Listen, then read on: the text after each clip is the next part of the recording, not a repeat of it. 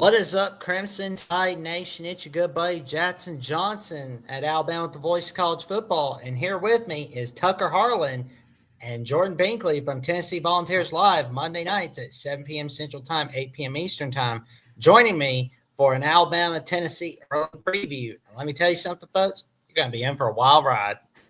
How you doing today, gentlemen? Doing pretty good. Thanks for having us. Thanks for coming on. Appreciate you for having us on. Absolutely. Thank you for coming on. Well, we'll say that, Tennessee, is looking to make some history this season, right? And it's been a minute since 2003. That's the last time Tennessee has beaten the Alabama Crimson Tide in Tuscaloosa.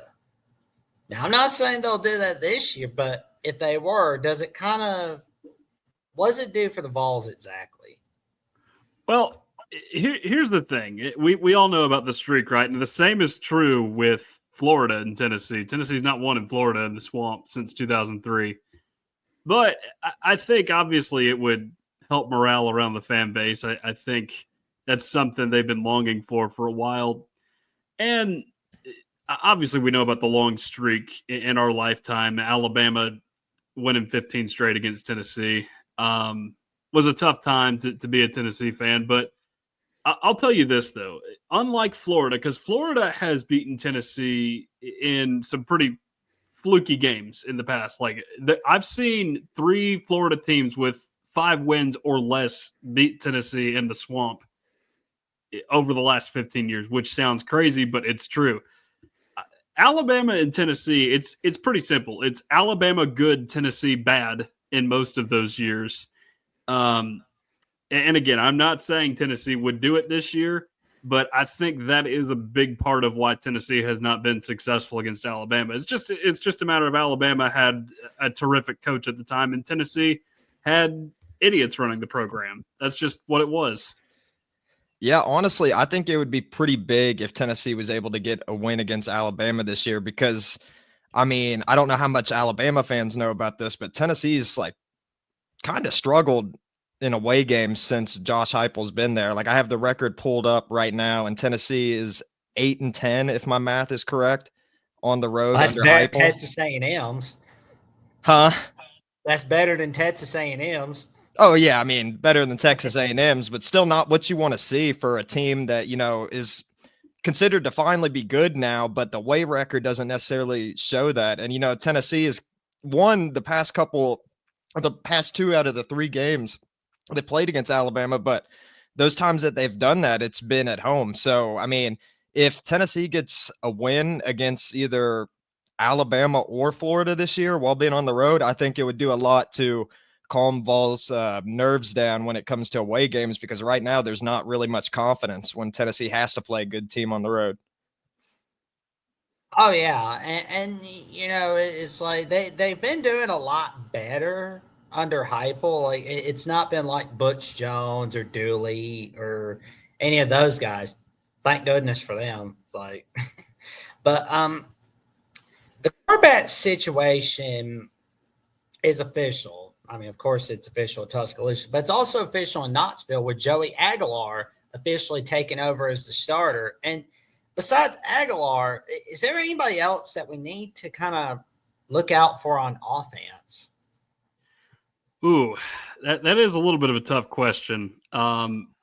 First of all, I do want to address this since you brought up Alabama's quarterback situation. My old roommate actually blocked for Ty Simpson in high school at Westview High School. So there's a little connection there for you. Nice. Yeah, he did. So there's that. And then number 2 with the offense, it's hard to tell right now who exactly is going to stand out because there are a lot of new pieces. They're talented, but they are fairly inexperienced, haven't played much together, is what I'm trying to say. Obviously, you're going to see the big drop-off with Dylan Sampson leaving at running back. I'm sure Deshaun Bishop or Star Thomas, whoever takes over those carries, is more than capable. And you got some good guys up front, too. Wendell Moy at guard is one that was very good at Arizona last season. Only gave up 1 sack in a couple seasons there, I believe. So really, really quality get for Tennessee on the offensive front.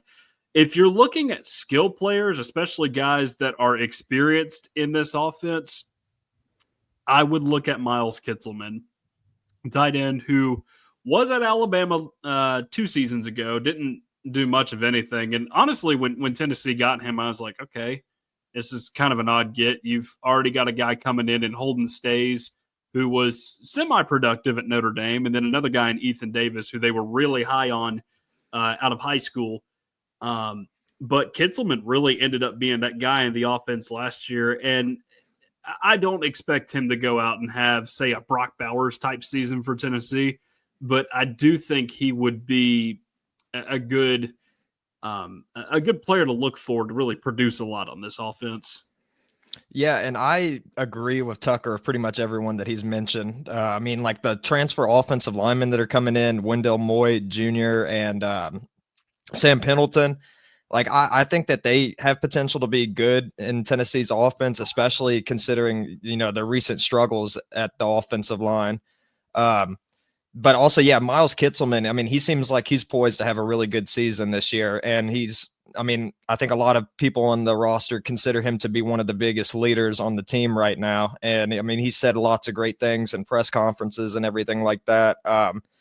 But one player that I don't think you mentioned, Tucker, that I think has potential to be pretty good this year is Mike Matthews, who was like a former 5-star receiver, if I'm not mistaken, at one point. But he didn't really have many receptions for Tennessee last year. It kind of seemed like they were keeping him in the back pocket. But I would expect, as long as he stays healthy, I would expect him to have a pretty breakout year this season and probably be Tennessee's wide receiver number 1.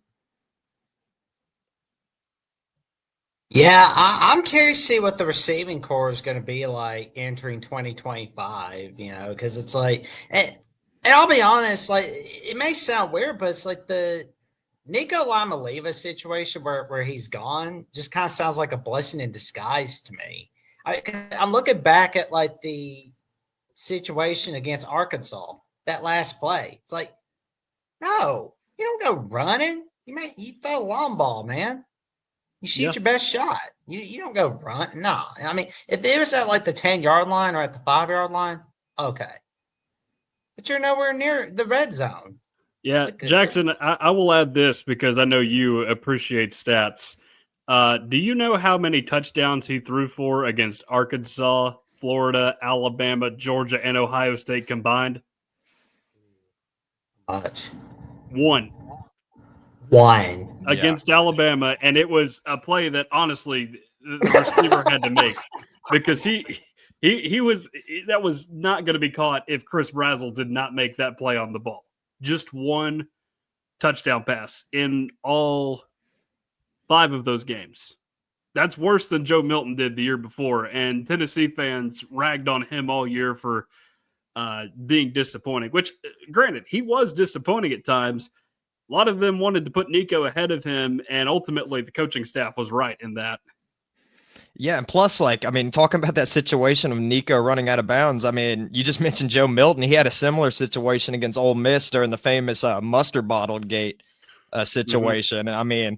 I feel like there is a couple of comparisons there between Nico and Joe Milton. And you know what? It could be a blessing in disguise losing Nico. I mean, he had potential to be a really good, talented player. But I mean, if Joey Aguilar can have the same production that Nico had last season, which isn't really hard to do if you look at the stats, then Tennessee's saving a lot of money in not having Nico on the roster.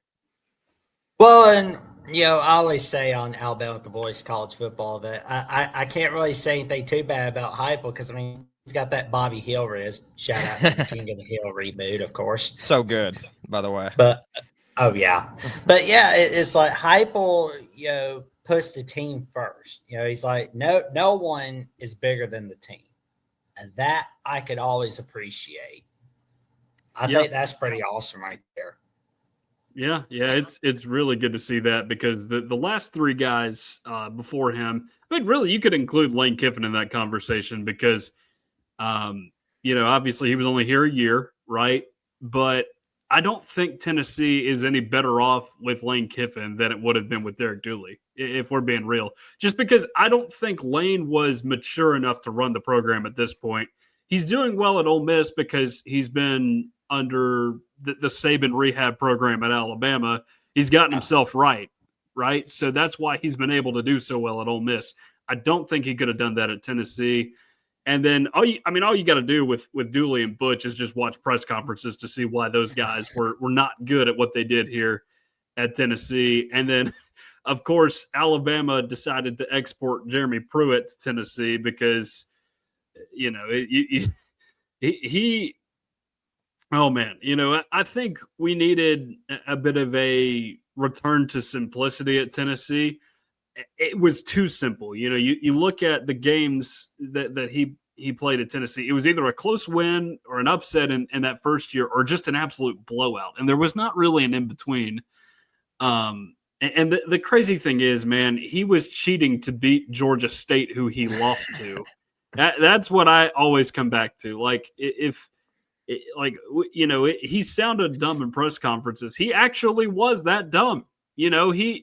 Brian Niedermeyer, who I think was the linebackers coach at Tennessee at the time, he is either a defensive coordinator or a head coach in Tuscaloosa County at the high school now. I forget which.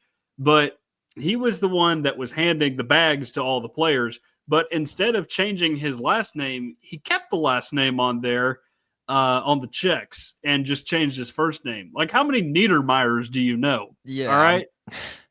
I mean, that just shows how incompetent Tennessee was during the time, if we're being completely honest. And going back to Jeremy Pruitt and how the offense looked and everything like that, it had to have been some of the most boring offensive performances I ever seen from Tennessee. It was honestly quite rough to watch.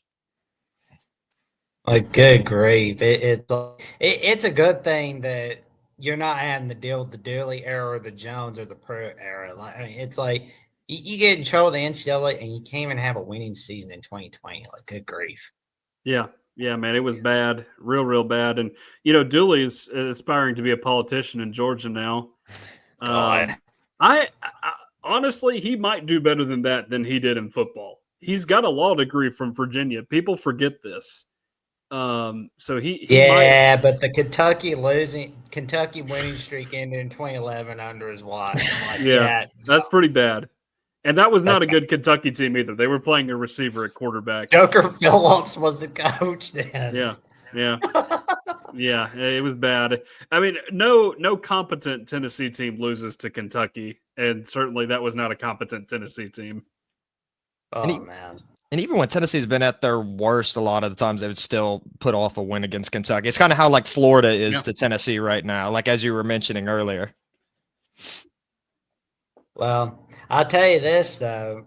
That 2025 Tennessee-Florida matchup, that can have some playoff implications on whoever gets in. Absolutely.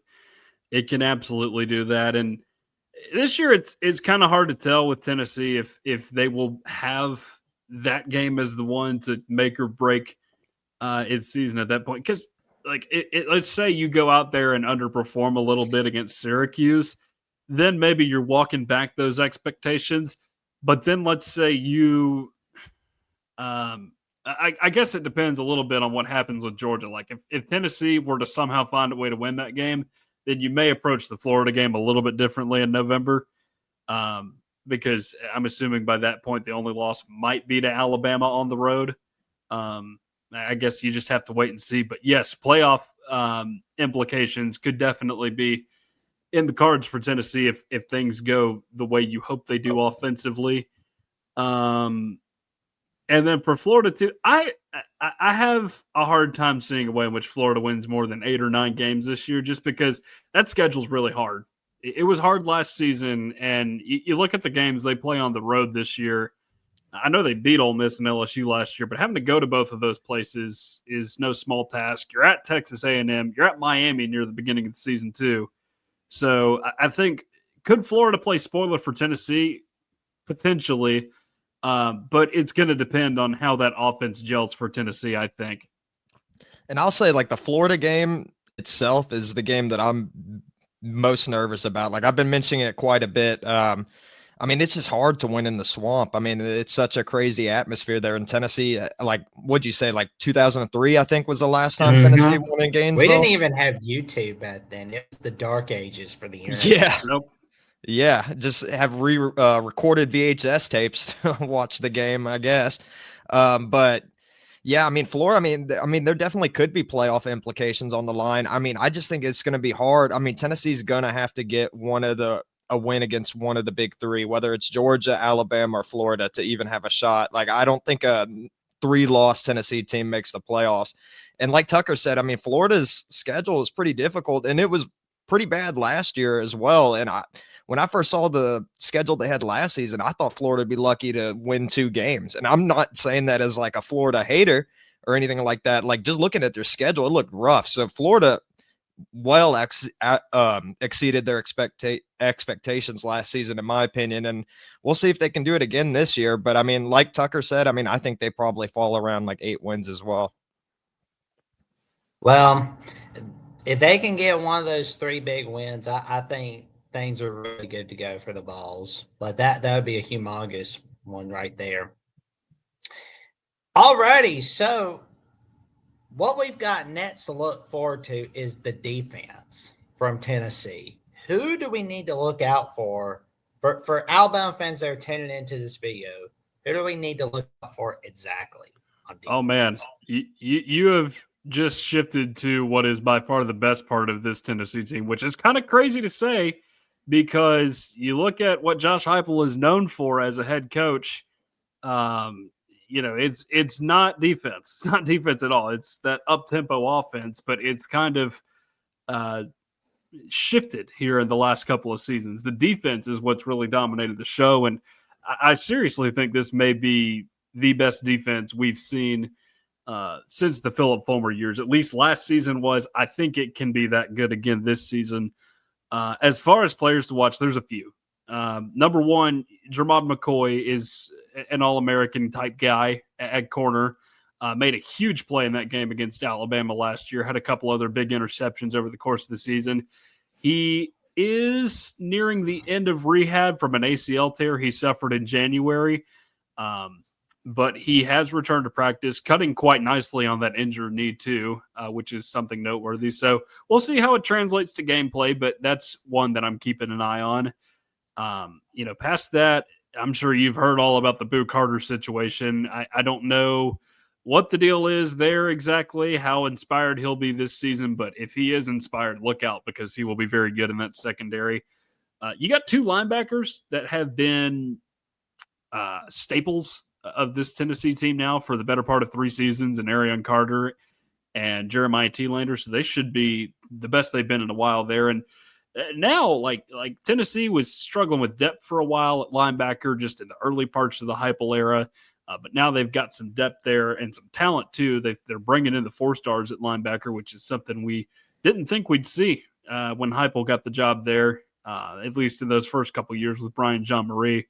And then the defensive front will still be good too. I mean, they lost essentially all the starters, but there are some names to watch for there because those guys got in the mix a lot last season. One guy that I think could really blow up for Tennessee this year on that defensive line would have to be Josh Josephs at defensive end because he was kind of in the shadow of James Pierce for a couple seasons. And we knew this kid could be really good when he got to Tennessee. And he showed signs of it last season, even though James Pierce was playing with him interchangeably. But I think you could definitely see a breakout year from him. Yeah, I mean, I agree with like pretty much everyone that Tucker mentioned. I think Josh Josephs is going to be a stud for Tennessee this year. I can't remember like what metric it was, but I know that he like finished first in some kind of metric by Pro Football Focus in terms of the SEC, I think, whether that was like stopping the run or something like that. And that was while he's a rotational player with James Pierce.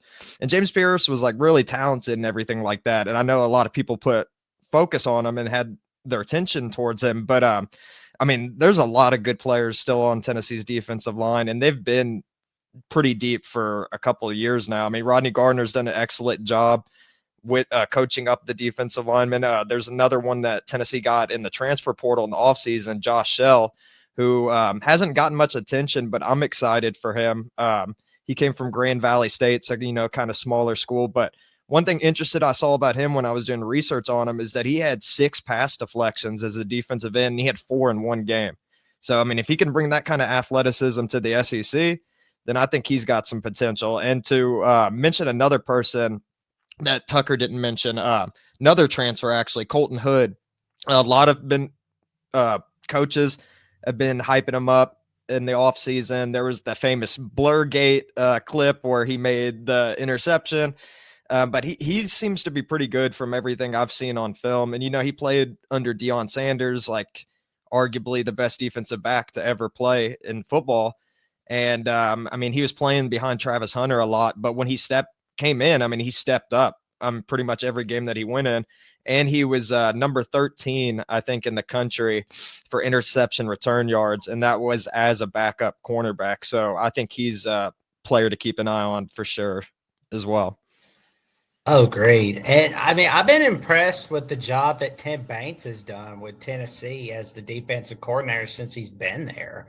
I don't think he'll be leaving Tennessee after this year, obviously. He seems to be pretty happy where he's at. But how are you guys feeling? Like, are you worried any chance or no?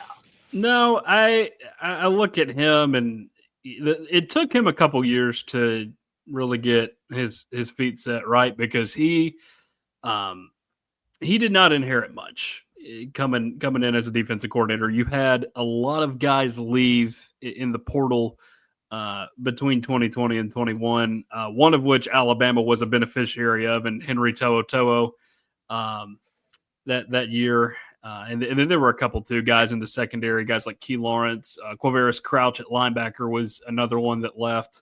So overall, you were struggling to find personnel for a little bit. But the coaches are obviously great. They brought in Rodney Garner, who was a terrific recruiter at Auburn for a while.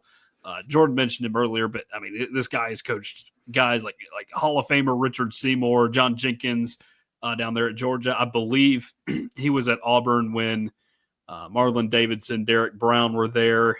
So he's coached some really great defensive linemen.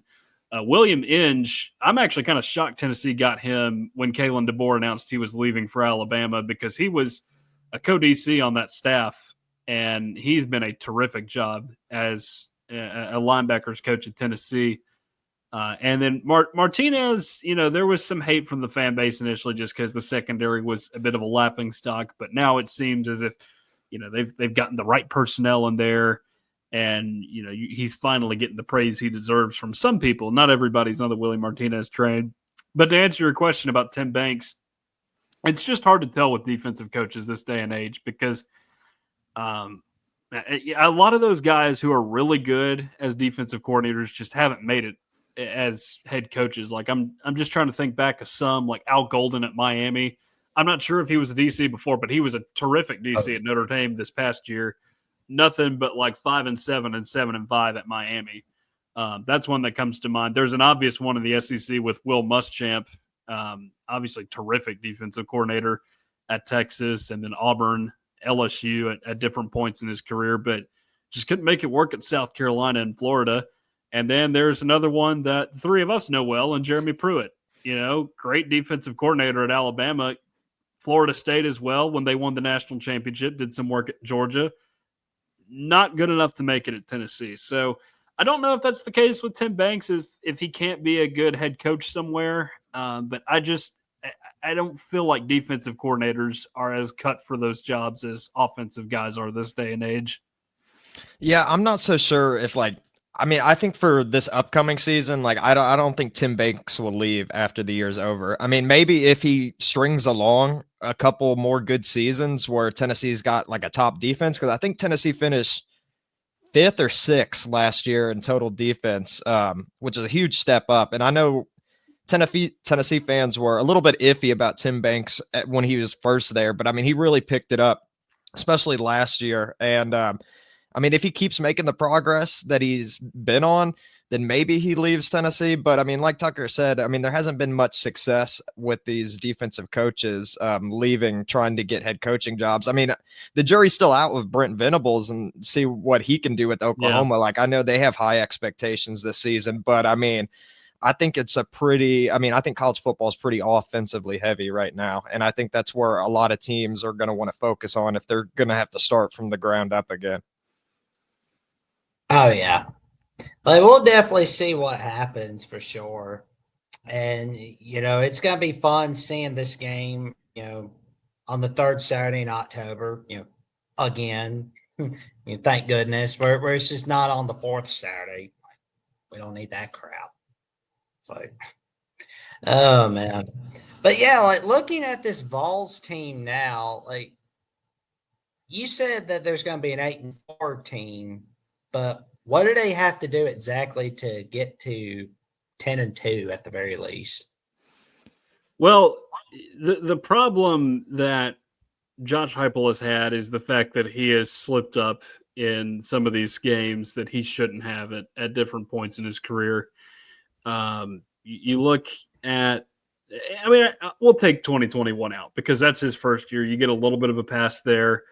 And you did play some really good teams that year, right? You had an ACC champ in Pittsburgh at home, Ole Miss, who was essentially the third best team in the league that year at home, Georgia, who was a national champion, Alabama, who was right there with them. So really that just leaves Florida in the regular season. And at that time, of course, you don't know that Florida is about to fall off the face of the earth as that season goes on with Dan Mullen. But there have been instances after that too. You look at obviously 2022 with South Carolina. That's a game you think you've got won. Whether or not they sanded the field and stole Tennessee's plays, we'll never know.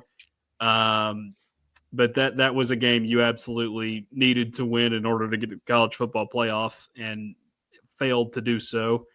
2023, it ended up being Florida that was the team that you lost to that you shouldn't have lost to. They went 5-7 that year. And they had already lost a game to Utah out there that season too. So you figured that's a game you need to win, and they don't. And I feel like that was kind of a bad tone setter for that season. The losses to Alabama, Mizzou, and Georgia are what they are. All those teams were very good that year.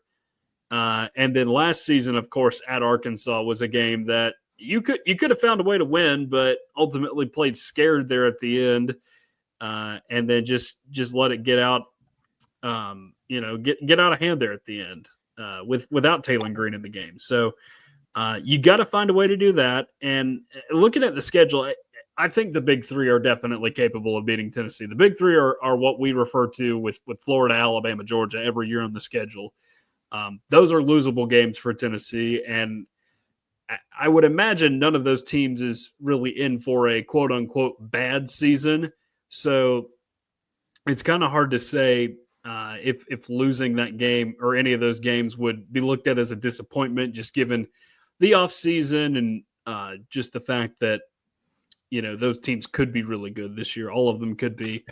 So, I mean, looking throughout the schedule, there's a few games that you could point to, but like Tennessee didn't lose to Kentucky, as we mentioned, when they're competent, and Kentucky is not trending in the right direction this year. So there's that piece to it. Mississippi State on the road would stand out as one, but I think they've got some games that are losable early in the season at Southern Miss and then Arizona State at home. Those are games I feel like they could drop. And, if Tennessee comes in there and they've already lost those games, well, guess what? Tennessee is going to be taking on a Mississippi State team that's not very motivated. So, you would think that's a game that Tennessee would be in danger of losing. But again, if they drop those games, then your optimism with Tennessee winning it could potentially go up. So that leaves a handful of other games on the schedule, right? Syracuse, week 1. They have the same problem Tennessee does offensively. You just don't know what you're going to see from them this year. They don't know what they have at quarterback. And I feel like that's even more of a problem for them because their passing game was actually good last year as opposed to Tennessee's, which was just somewhere in the middle. I think Tennessee wins that game, but I do think it could be a fairly close contest, just depending on what happens with the quarterback situation. And then looking around at home games, other than Georgia, the most losable one would be Oklahoma to me, just because there is this expectation that they'll gel this year and actually put together a nice 8-9 win season, which would make sense given all their portal acquisitions. But the portal is a crazy experiment, right? You've got all these talented players, but if they don't gel correctly, then you may be in trouble and you may be looking at a 6-win season and Brent Venables may be looking for a DC job somewhere else. And other thing too, Tennessee has or an ESPN job. Yeah, that too. That could happen as well. But Tennessee has not lost a home game to a team other than Georgia since the infamous mustard bottle game. So that would be a first for Josh Heupel since that infamous night. And then that only leaves two more Power 4 opponents, being Arkansas and Vanderbilt. Tennessee should be motivated to absolutely destroy both of those teams this year, based on what happened in Fayetteville last year and based on everything that Diego Pavia has said this summer about Tennessee. So you got to find a way to avoid stepping in poop somewhere on the schedule. But I don't know who that's going to be this year, if that's a possibility for Tennessee at all. Yeah, I'll say, like, for Tennessee to get 10 wins, it's going to be a tough road for sure. Like, I know Tennessee doesn't have the toughest schedule in the world, but with so much uncertainty on offense, like, that's one thing Tennessee's going to have to get figured out probably soon in the season as well. And Syracuse, like, I think right now Tennessee, or when I last read, was like a 11.5, maybe 12.5 point favorite against Syracuse. I'm telling you straight up, I mean, unless Joey Aguilar ends up just playing outstanding, I don't think that Tennessee is going to win by almost 2 touchdowns. I think it's going to be a lot closer game than people expect. So if there's any bettors listening to this, I would probably, I'm not going to give any betting advice, but like Jordan wants to throw the emotional hedge out there. All right. But yeah, like Syracuse, I think that's going to be a tougher game than people expect. And, like Tennessee's set good to, I mean, they pretty much drop a game on the road that they shouldn't to every single year. I mean, they did it with Arkansas last year. Before that, they did it with Florida. I mean, maybe it could be Mississippi State, although I know Mississippi State didn't have that great of a team last season. But I mean, you never know. Like, I don't think many people thought Tennessee would lose to Arkansas last season either. But I like what Tucker said about the Arkansas game, actually, because I think Tennessee, I mean, they have to destroy them after what happened last season. Like, you can't set that precedent and then keep it a close game with them, because Tennessee shouldn't. I mean, I don't think Tennessee should have had it close with them last year to begin with. So they got to make up for that.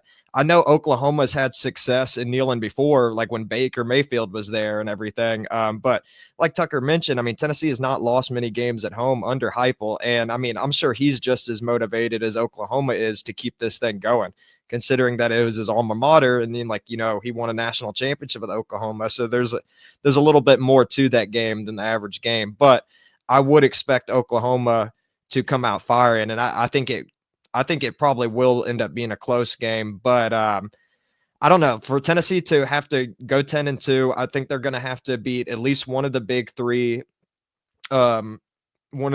teams, and they're going to have to not choke up against a nobody on the road. They can't lose to Mississippi State or anything like that on the road. But I mean, as long as Tennessee can do that, then I think they can go 10-2. But I mean, it's a lot easier said than done. There we go. Well, I will say, though, gentlemen, there's some magic cooking up on here from Alabama at the Voice of College Football and Tennessee at the Voice of College Football. So tell your friends, family, and the cashiers at Post about the magic that each of these channels have cooking up for you all right here. Well, Jordan, what have you got going on this week, good buddy? This week, I just started a new job. I'm doing that right now, and then getting ready for the podcast this Monday. Tennessee Volunteers Live at the Voice of College Football. Me and Tucker. It's gonna be a good one. Lots of interesting things going on right now. There you go, man. That's why you should tune in to Tennessee Volunteers Live. If you want some top Tennessee content, tune into what Jordan and Tucker have to say. Tucker, what have you got going on this week, good buddy? Well, I think there's one thing that we do need to talk about here just for a second. There has been a very major shift in the athletic apparel that Tennessee is wearing now. Yes, they are no longer a Nike school. It's Adidas now, going back to Adidas, which sounds terrible. It might be terrible. We'll see. But Tennessee has also been offered top dollar to essentially be the poster boy for Adidas as well. They, instead of getting $5.5 million, they're getting $20 million a year from it, which that's helpful. So I've been keeping my eye on that story all day. But outside of that, I've got a little PA gig tomorrow. My dad is a middle school principal here in Tennessee, so I'm doing PA for his middle school football team. Should be entertaining. And then I'm going to some fundraiser on Saturday. Long story short, my family helped build up a walking horse brand here in Tennessee, or breed, I should say. And they owned a farm in Franklin, Tennessee for a long time, sold it, but still help invest into the place because it's a park now. It's a park that you can visit. So we're doing that, going to the fundraiser, showing face there. Should be a pretty fun week the rest of the week. There you go, man. And with that being said, we wish you all to like, comment, subscribe to Alabama at the Voice of College Football so you never miss another video whatsoever, and to Tennessee at the Voice of College Football so you never miss another video whatsoever. And with that, we wish you all a happy Thursday and stay safe, stay cool, stay away from that miserable heat. Happy day, everybody.